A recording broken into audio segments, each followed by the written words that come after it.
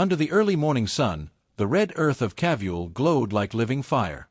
It seemed to breathe, as if waking from a long night of dreaming. Birds swooped over the wide plains, calling out to one another as though announcing the beginning of a story older than time. The rolling hills rose softly in the distance, whispering to anyone who listened. Their curves carried tales of ancestors, of warriors, healers, and wise spirits whose footsteps still echoed through the soil. Every breeze carried their stories, brushing past the tall grass with gentle hands. Far beyond the hills, ancient baobab trees stood in silent circles. Their giant trunks twisted upward like old guardians watching over the land. People said the baobabs remembered everything, every birth, every betrayal, every secret buried beneath the red dust. A griot once said, "When a baobab leans, a memory falls," and the villagers believed it with their whole hearts. As the sun climbed higher, the morning markets began to stir. Drums thumped softly as vendors opened their stalls. Spices filled the air, ginger, pepper, raw cocoa, and mixed with warm laughter and the cries of busy traders. Women in bright kitenge cloth balanced baskets on their heads, moving through the crowd with the grace of dancers. Children chased each other between stands, weaving through a community full of pride and rhythm. Here, wealth and reputation mattered, shaping how people walked and how loudly their names were spoken. But beneath it all, the heartbeat of unity never faded. Still, even the strongest heartbeat trembled when rumors stirred. That morning, whispers moved across the market faster than the harmattan winds. "They say he's coming back," a man murmured near the spice stall. "After all these years," a woman gasped. "Yes. Tajiri Mufasa, the boy who left with nothing, and returns with more wealth than the chiefs themselves." The words traveled like sparks jumping from tree to tree. Old women paused mid-conversation. Young men stood taller. Even the children grew quiet for a moment, sensing something important shifting in the wind. When Tajiri finally stepped into the village he once called home, the earth itself seemed to recognize him. His footsteps sank into the soil like they belonged there. Though he wore a fine suit and carried the confidence of a man who had built empires, his eyes softened as he looked around. The land had raised him, shaped him, and whispered strength into his bones. Now he returned, not as the barefoot boy who chased goats through dusty fields, but as a man whose name carried power. Yet, his heart still remembered the small mud house where he grew up, the simple meals, and the laughter that filled the evenings. He remembered the struggles too, the hunger, the storms, the long walks to fetch water. Those memories shaped him far more than money ever could. Among the first to notice him was Amira Langi, a woman whose beauty could silence a room. She glided toward him, wrapped in silk that shimmered in the sun. Her smile was warm, almost sweet, but her eyes carried a different story, one of hunger not for food, but for status. "Tajiri," she said softly, her voice smooth like sweet palm wine. "Kavule has been waiting for you." He smiled politely, but something in him stayed guarded. Behind her grace, he sensed sharpness, like a blade hidden in soft cloth. Not far away stood Jabari, Tajiri's childhood friend. His clothes were simple, his posture humble, but his eyes, sharp as a hawk's, missed nothing. Jabari stepped forward, clapping Tajiri on the shoulder. "You returned, brother," he said with a wide grin. "The land never stopped calling your name." Tajiri felt warmth spread through his chest. Jabari had always seen the truth in people, even when they hid behind smiles. He was a friend who knew the difference between shadows and light. Watching everything from a distance was Asha, the respected elder known as the Eyes of the village. Her hair was silver, wrapped neatly beneath a deep blue cloth. She leaned on her carved walking stick, observing Tajiri with calm, knowing eyes. The villagers said Asha could see both the living and the spirits who walked beside them. As Tajiri greeted her, she lifted her chin slightly. "The land remembers you," she said, her voice slow and steady. "But remember this, a man's return is not judged by his wealth, but by the truth he brings with him." Tajiri bowed his head with respect. "I will not forget your words, Mama Asha." She nodded once, a small smile touching her lips. "Good.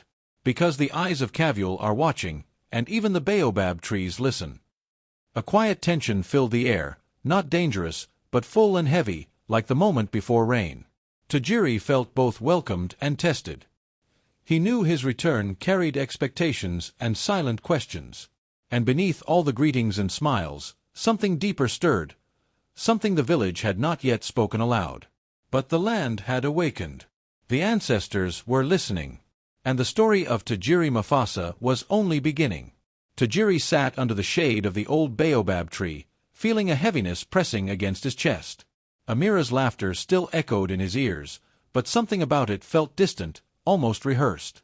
He watched her from afar, her steps light, her smile bright, yet his heart whispered doubts he could not silence. "Why does her love feel like a cloth too finely woven?" he murmured to himself. "One pull, and it may come undone." His success had brought him everything: wealth, status, respect, but it also brought an old fear. The fear that money had blinded him, covered his eyes like a thick cloth, hiding the true intentions of those around him. He wondered if Amira loved him or simply loved the world he had built. That afternoon, Asha walked slowly toward him, her walking stick tapping softly against the earth. She studied Tajiri's troubled face with eyes that seemed to look straight into his spirit. "My son," she said gently, "words can dance like leaves in the wind. They twist, they turn, they deceive.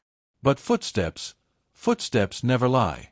A person's true heart is revealed in how they move when no one watches." Tajiri lowered his gaze, feeling both exposed and comforted. Asha always had a way of lifting the curtain from truth without tearing it. She placed her hand on his shoulder. "Listen with your spirit, not your fears." Her advice echoed in his mind later that evening when a small accident happened. Amira dropped a clay pot near him, and the way she reacted startled him. Her eyes widened not with concern, but with annoyance, as if the shattering pot had ruined her painted picture of perfection. She quickly forced a soft smile when she realized he was watching, but the crack had already formed, not in the pot, but in Tajiri's trust. That tiny moment planted a seed in his mind, a seed that soon grew into a dangerous plan.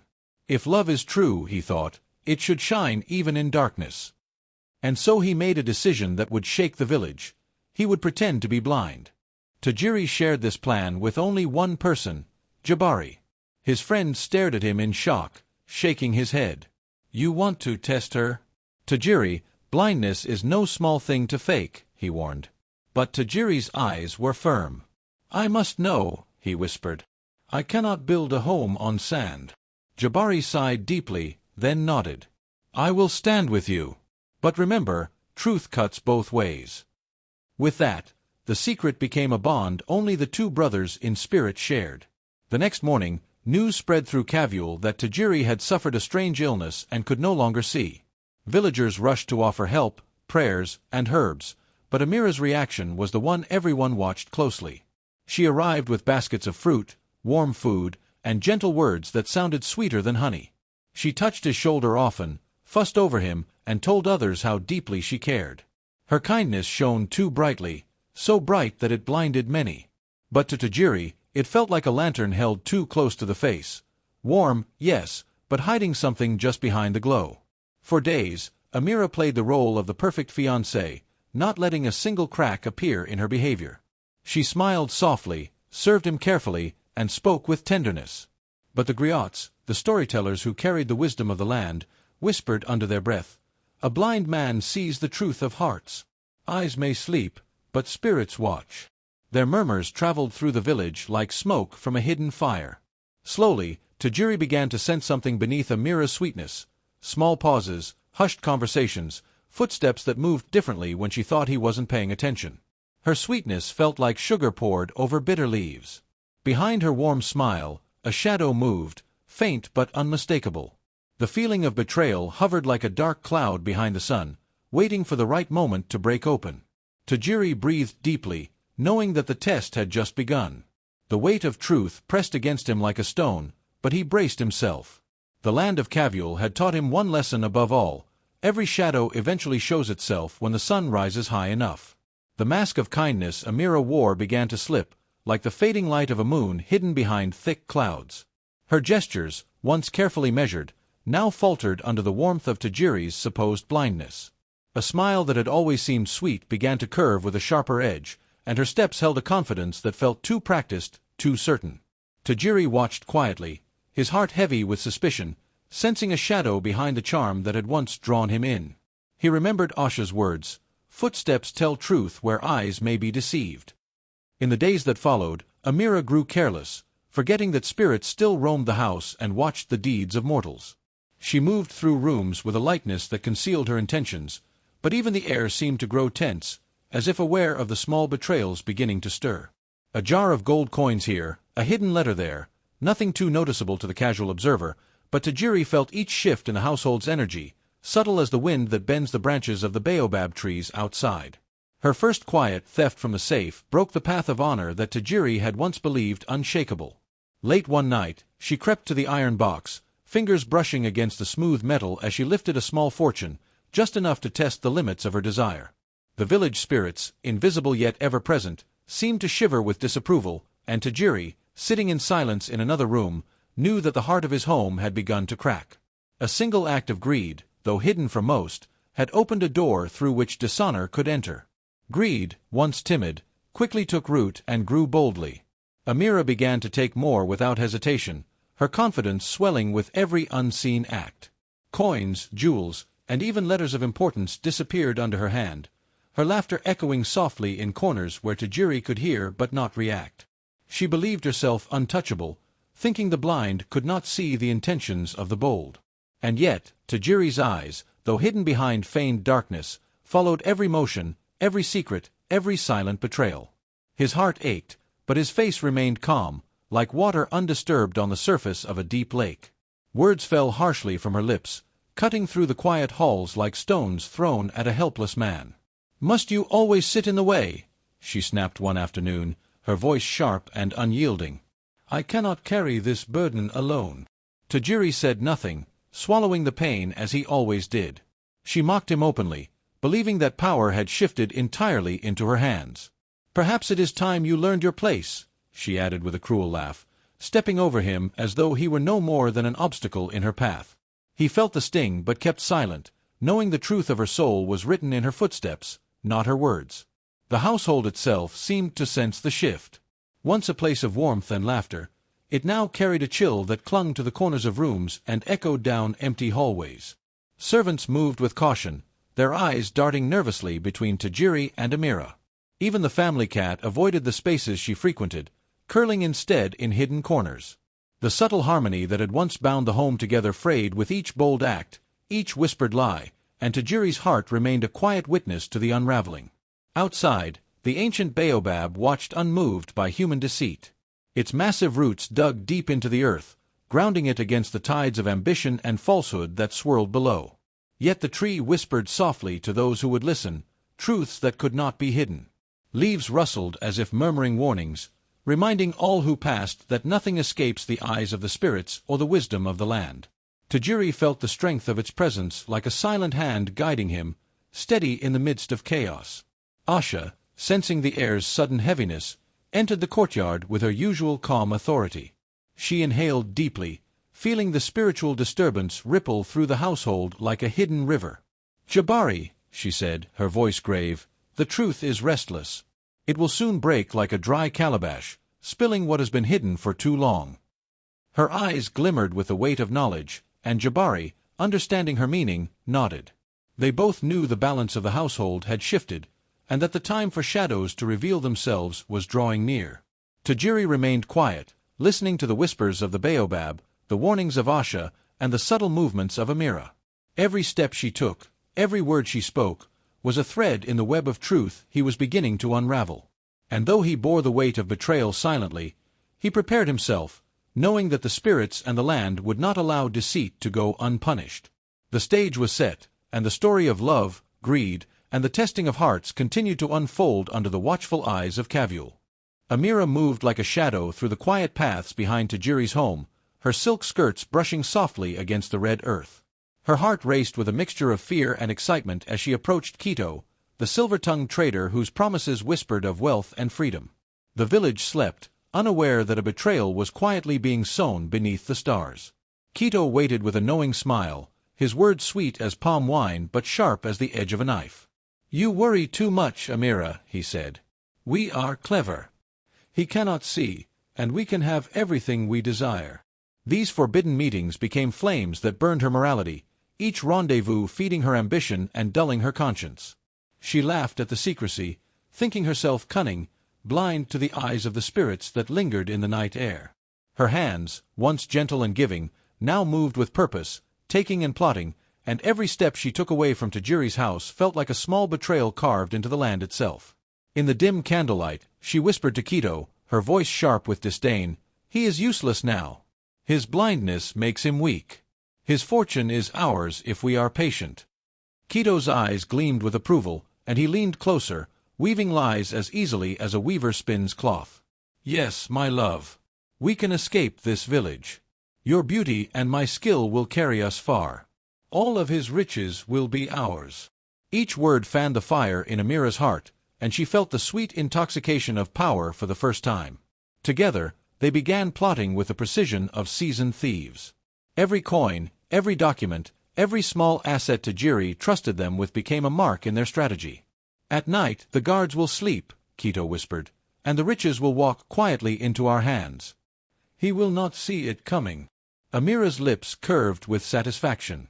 She imagined the life beyond the village, free from duty, free from love, free from the man who had once thought her heart pure. The plan to leave Cavuel was born in the shadows, a betrayal more intimate than theft. Every whispered word and secret meeting cemented the transformation of her soul. The woman Tajiri had loved so deeply was fading, replaced by someone whose eyes saw only advantage and opportunity. And yet, in the very heart of this conspiracy, he remained close, watching, feeling, yet unseen. Tajiri observed silently as the woman he had loved became a stranger before him. The warmth that had once embraced his spirit now turned cold, each laugh and glance shared with Quito a dagger in his chest. He did not move, did not speak, keeping the blind facade as a shield, but inside, his heart splintered quietly, each beat echoing the weight of loss. Doubt crept slowly into him, a creeping vine that questioned all he had once believed. Does wealth destroy true love? He wondered. Can the desire for riches twist hearts beyond recognition? His mind churned with pain, but he remained still, outwardly calm, yet internally storm-tossed. Jabari noticed his friend's silent suffering and placed a steady hand on his shoulder. "Brother," he said softly, "do not let this break you. The spirits test us, but you must endure. Truth will show itself. Hold fast, for the heart that stands through shadow will see the dawn." Tajiri nodded, drawing comfort from his friend's unwavering presence, yet the ache remained. Within him, the pain became a silent storm, swirling in secret, pressing against his chest with the force of thunder rolling across the hills. Each whispered conversation, each hidden smile, each act of betrayal by the woman he loved fed the tempest. And yet, through it all, he held his silence, watched, and waited, knowing that the truth, like a river, would eventually carve a path through all deception. The village had begun to notice the change in Amira, though few dared speak of it aloud. Her arrogance, once subtle, now bled into every gesture, every glance.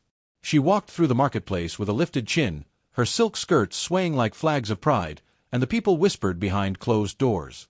They saw her disregard for others, the way she commanded attention as if the world were hers by right, yet no one dared confront her.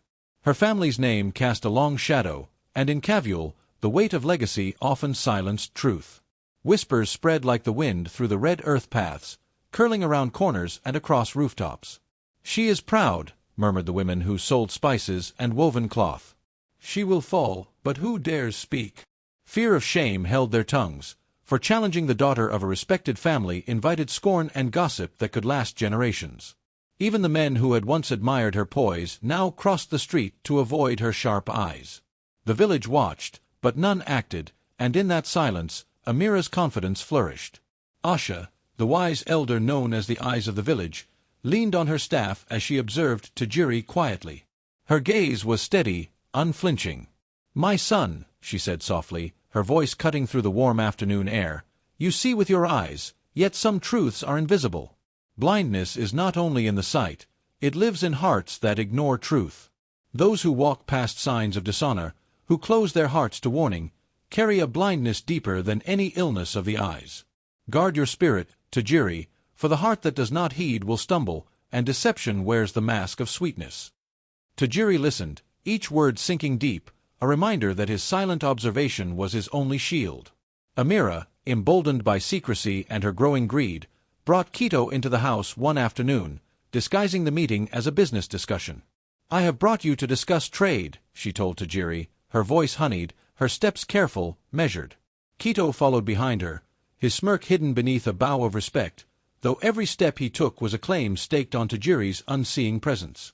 She passed by Tajiri as if he were nothing more than a chair in the hall, whispering promises that twisted in the air like smoke. "When all this is done," she said softly, so only Quito could hear, "we will have everything we deserve. No man, blind or not, can hold us back." Quito's hand brushed hers in encouragement, and the bond of betrayal was sealed in the quiet of the home, unnoticed by most but felt by Tajiri in every tremor of the air. Tajiri's heart ached in a way that no silence could mask. Each whispered word, each secretive glance, each small theft became a weight he carried in the deep recesses of his chest. His pain formed like a cracking gourd, splintering from within, quiet yet unstoppable. He remained outwardly calm, his blind facade keeping the house unaware of the storm brewing behind his eyes. Yet inside, the weight of betrayal pressed him toward a breaking point, and every footstep Amira took with Quito sharpened the fracture in his soul. Thunder rolled across the sky like the drums of unseen ancestors, shaking the rooftops and rattling the red earth below. The winds of the storm swept through the village, carrying whispers that seemed older than memory itself, as if the sky itself sought to reveal hidden truths. Inside Tajiri's home, the shadows deepened, and in the corners of the candlelit room, secrets stirred. He had thought the night would hide him from deceit, but the storm carried more than rain, it carried revelation. From the darkened hall, Tajiri's ears caught the faintest movement, the hushed tones of voices conspiring. Amira's whisper slithered through the air like a serpent. "Soon, it will be easy, Quito. He will drink, and no one will know. Everything is ours." The word struck Tajiri like a poisoned arrow. His heart, already weighed with doubt, sank deeper into despair as the truth revealed itself in fragments of syllables and silences. Quito's laughter joined hers, cruel and sharp, a sound that cut deeper than any blade. "Yes," he said, voice smooth as river stone, "the man who cannot see is no man at all. His wealth will walk straight into our hands." Their laughter echoed across the walls, bouncing off the carved beams and mingling with the storm outside.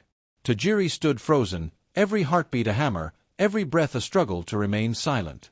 They mocked him further, their voices venomous and sure. "Blind! Weak! Worthless! Who would have thought such a golden man could fall so easily?" Amira's words dripped with satisfaction, her smile a dagger in the darkness. Tajiri's eyes, though hidden, saw more than they could ever reveal. Every sneer, every whispered plan, illuminated the truth of their hearts. He had loved the shadows, but now the shadows revealed themselves. Their plan to inherit his fortune, to strip him of everything he had built, was laid bare in those whispers. Tajiri understood at last the depth of their greed, the callousness of their ambition. They sought not love but dominion, not union but possession. Each revelation was a stone added to the heavy wall building in his chest. He sank silently to the floor, tears falling unobserved into the dust. The night hid them as well as the storm, concealing his pain from the world, but inside, the tempest roared louder than the thunder outside. Each sob was a drumbeat of sorrow, each silent gasp a song of heartbreak. The storm in his spirit mirrored the tempest around him, wild, uncontrolled, and unyielding. As the night deepened, Tajiri's mind drifted into a world where spirits walked among men, whispering counsel in the rustle of leaves and the sighing of wind. In that dreamlike state, the ancient baobab appeared before him, its trunk unshaken by darkness, its roots gripping the earth like the strength of ancestors. Its presence was commanding, a reminder that even the oldest and strongest could endure corruption and decay, yet survive through wisdom and patience. The baobab's voice, deep and resonant, carried through the shadows, echoing into Tajiri's heart. When roots rot, the tree must let go to survive. Release what poisons the soil, and new life will rise. The word struck a chord deep within him, illuminating a path through despair, showing that courage was not born of sight but of understanding, that strength comes from the heart that does not waver. Tajiri awakened from his reverie, a courage rising within him like the first light of dawn. The storm outside softened to a drizzle, the dark clouds parting to reveal streaks of gold on the horizon. In that quiet moment, he felt the weight of grief lessen, replaced by a clarity that could not be stolen. He would see their betrayal, not with his eyes, but with the sharpness of truth, and he would act, not in haste, but in the strength of a spirit tempered by the wisdom of the baobab and the lessons of the village. Tajiri called for a family gathering beneath the warm, golden light of lanterns that hung from carved wooden beams, their flickering flames casting shadows like watchful spirits across the walls. The villagers, close friends, and relatives assembled, the air thick with curiosity and unspoken questions. Tajiri stood at the center, steady and calm, yet a fire of resolve burned in his chest. "Tonight, all truth will be known," he said softly, yet his words carried across the room like the drumbeat of justice. Then, in a sudden, deliberate moment, his eyes returned to their full sight. A sharp intake of breath ran through the assembly. The villagers, accustomed to his supposed blindness, stared in shock, their minds racing to comprehend the impossible. Gasps spread like wildfire, twisting through the hall, carrying with them fear, astonishment, and anticipation. Every whispered doubt, every secret suspicion, found a voice in the collective awe. Amira froze mid-step, her carefully constructed mask crumbling. Her laughter, her whispered promises, her hidden meetings, all now exposed before the eyes of those she had sought to impress and deceive. Her hands trembled, silk slipping through her fingers, as the truth fell like heavy stones around her. "It cannot be," she whispered, voice barely audible, but Tajiri's piercing gaze left no room for denial. He began to speak, his voice calm but full of the weight of every betrayal he had endured. "I have seen every lie whispered behind my back, every secret meeting, every hand that reached into my home for what was mine," he said. "You mocked my blindness, Amira. You called me weak, worthless. And yet, it was your hearts I watched, not your words." Each revelation struck the room with the force of thunder, making the villagers shiver in the shared knowledge of deceit. Shock rippled across the gathered faces, anger flickered in the eyes of the elders, and pain mixed with disbelief in the hearts of those who had once trusted Amira. Mothers clutched their children, elders leaned heavily on their staffs, and friends exchanged glances that spoke of betrayal's bitter sting. The community, bound by respect and tradition, could hardly believe that such deceit had thrived in their midst. The elders whispered among themselves, their voices carrying a weight of ancestral wisdom. "Shame burns deeper than any wound," murmured one, leaning on his gnarled staff. Amira's family bowed their heads in deep disgrace, their pride shattered like pottery dropped on stone. Quito, seeing the inevitable consequences, attempted to flee, but the villagers, guided by the moral compass of their traditions, pursued him with swift resolve. In the warm glow of the lanterns, the villagers declared, their voices rising together, that such betrayal must be cleansed from their land. Justice, tempered by tradition, would ensure that deceit, no matter how hidden, could not take root.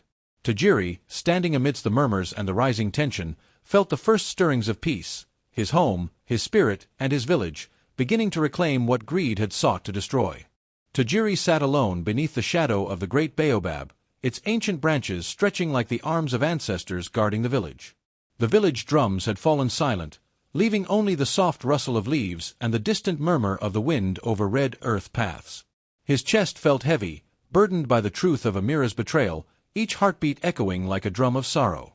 The air seemed thick, carrying the weight of unspoken stories and broken trust.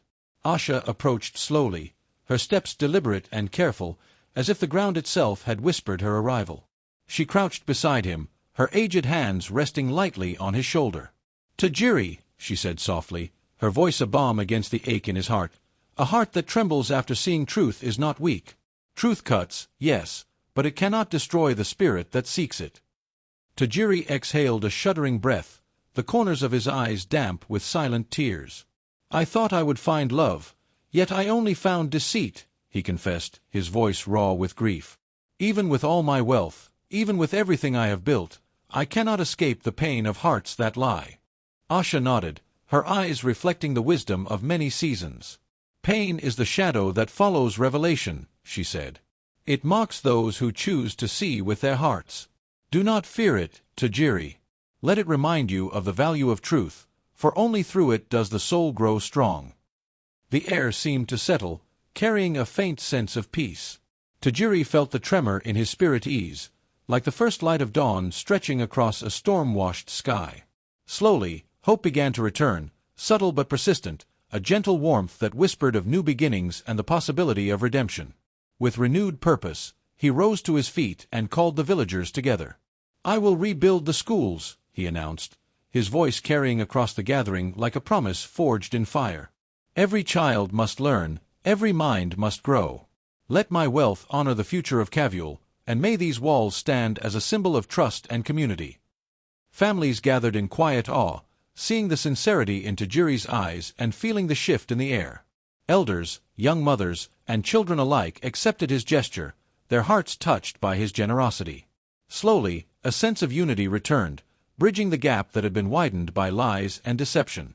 Tajiri stood humbly before the council of elders, bowing his head.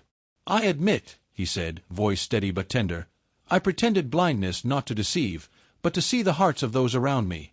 To uncover love without masks, loyalty without pretense." The elders murmured among themselves, then rose one by one, placing hands on his shoulders. "Your heart sought truth," one said, "and in doing so, you return to honor. The village receives you, Tajiri, not just as a son of Cavule, but as a man who has seen with his soul." A gentle cheer rose from the villagers as a sense of balance returned. The baobab stood silently, its roots deep and enduring, a reminder that even when hearts falter, the path of integrity and generosity always leads back to home. Amira was sent away to her rural kin, her pride crushed like dry maize under the unforgiving sun. She walked the dusty paths with bowed shoulders, each step heavy with shame, feeling the weight of her ambition turned bitter. The soil she had once ignored now demanded her sweat. She dug, planted, and tended, realizing too late that greed bears no harvest and that wealth stolen is never a true companion. Her nights were long, filled with the quiet crackle of fire and the whispered memories of a life she had tried to escape. The wind carried the echoes of her laughter, once bright, now hollow, as the lonely walls of her family compound bore witness to her remorse. "I thought riches could buy love. I was blind," she whispered to the night, her voice swallowed by the cicadas and distant drums. The village spoke of her quietly, stories drifting through the alleys like smoke from cooking fires. Mothers warned daughters and fathers cautioned sons. A heart hungry for wealth forgets the bonds of honor. Her name became a tale, a lesson etched in memory, and a reminder that greed leaves only emptiness where joy should grow. Meanwhile, Tajiri walked beneath the sprawling branches of the ancient baobab, its roots sinking deep into the red earth like silent guardians of truth. He pressed his palm to the rough bark and felt the pulse of wisdom within. "Thank you," he murmured softly, "for guiding me through shadows and showing me the path of hearts, not gold." He stood for a long moment, the wind weaving through the leaves above, and made a vow within his chest. "I will see the souls around me clearly," he whispered. "Even when wealth tempts the eyes, I will trust what the heart reveals." Healing began in the quiet embrace of the morning sun, as Tajiri opened himself to a future built on honesty, compassion, and understanding. The village sensed the shift, the warmth returning to their gatherings, their trust mended by the sincerity of a man who had looked beyond appearances. The griot's voice rose, strong and clear, carrying across the village square, "Riches reveal hearts, but truth alone builds a home. A blind man may miss the path, yet still witness the soul's light." Children listened wide-eyed, elders nodded knowingly, and the spirit of the baobab seemed to smile upon the land. For in the heart of Cavule, the lesson was learned, that wealth is fleeting, but integrity endures, guiding all who choose to see with their souls.